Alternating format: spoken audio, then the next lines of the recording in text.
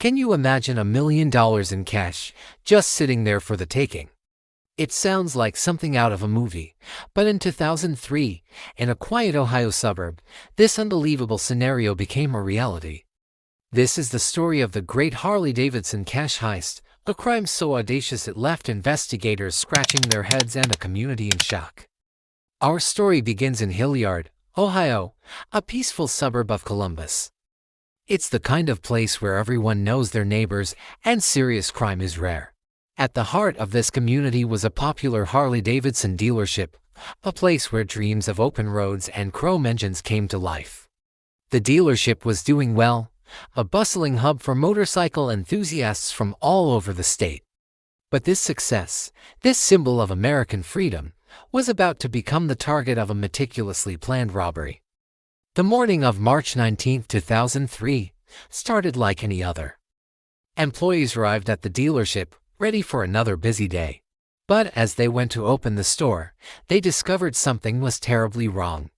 The back door had been forced open. Inside, the place was a mess, but it wasn't just random vandalism. The thieves had a specific target. The dealership's safe, a heavy-duty container meant to protect their most valuable assets, was gone. Not just opened, but physically removed from the premises. When the police arrived, the scale of the theft became shockingly clear. The safe hadn't just contained important documents. It held the dealership's weekend earnings, a staggering amount of cash.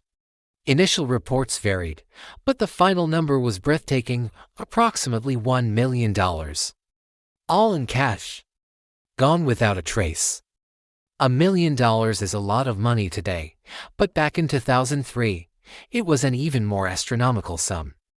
The question on everyone's mind was, how could a group of thieves pull off such a daring heist and vanish with a heavy safe filled with cash?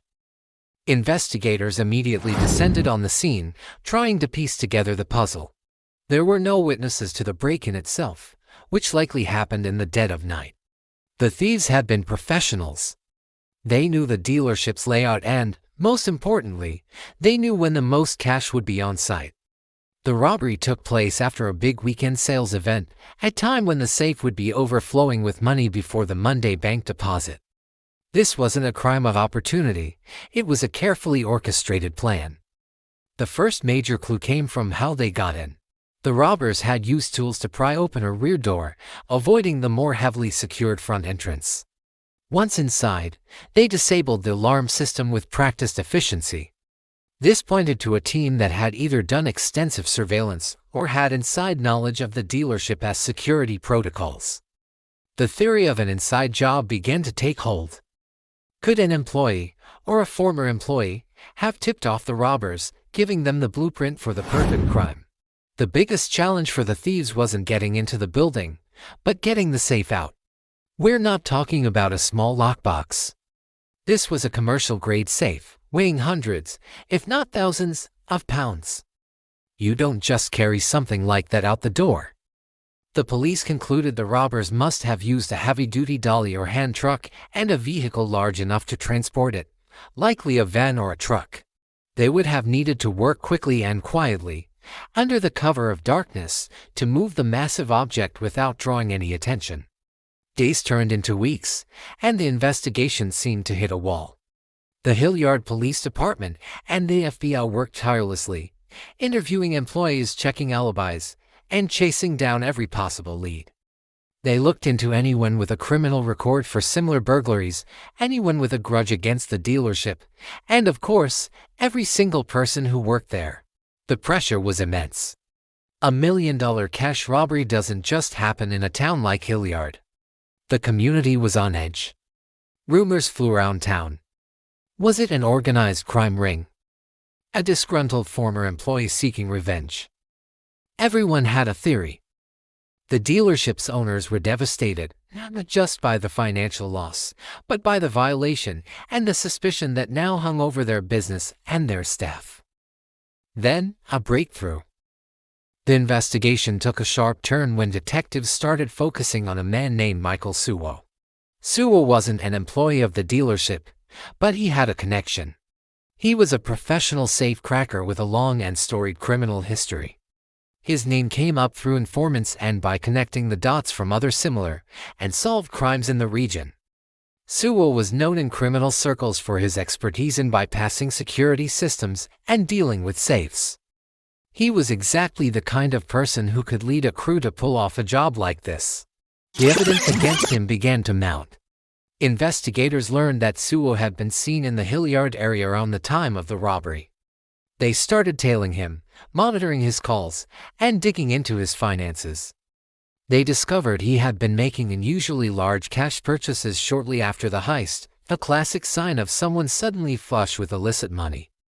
It was the breadcrumb trail they had been desperately looking for. But Suwo hadn't acted alone.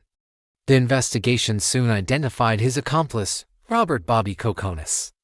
Kokonis was the muscle of the operation, while Suwo was the brains, the technical expert who could handle the alarm and plan the entry. Kokonis was the one who could help manage the sheer physical labor of moving a one-ton safe. The partnership made perfect sense. Together, they formed a formidable team. The case against them solidified when police found physical evidence linking them to the crime.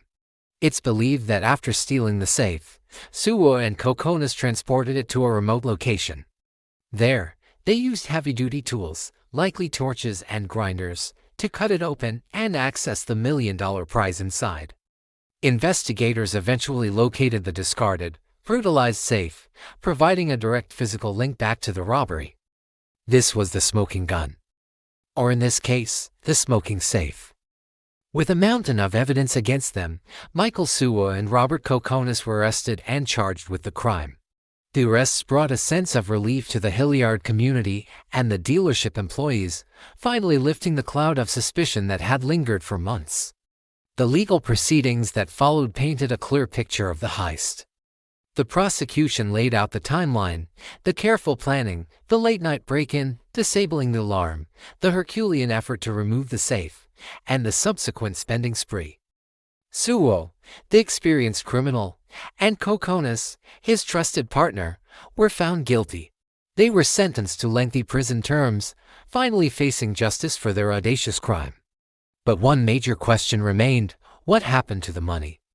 Of the nearly $1 million stolen, authorities were only able to recover a fraction. The vast majority of the cash, hundreds of thousands of dollars, simply vanished. Did they spend it all in a whirlwind of lavish living? Did they hide it somewhere, a treasure trove still waiting to be found? It's likely the money was quickly laundered or spent on untraceable luxuries, disappearing back into the cash economy from which it came. The mystery of the missing million adds a final, tantalizing layer to the story. The Harley-Davidson cash heist of 2003 remains one of the most infamous robberies in Ohio's history. It was a crime that combined old-school safe-cracking with modern-day audacity. It showed how a quiet town could become the backdrop for a Hollywood-style thriller, all centered on a legendary American brand and $1 million in cash. The thieves were caught and justice was served, but the legend of the heist, and the mystery of the missing money, lives on. Thanks for watching. If you found this story as fascinating as we did, make sure to hit that like button and subscribe for more deep dives into incredible true crime stories. Let us know in the comments what you think happened to the rest of the money. We'll see you in the next video.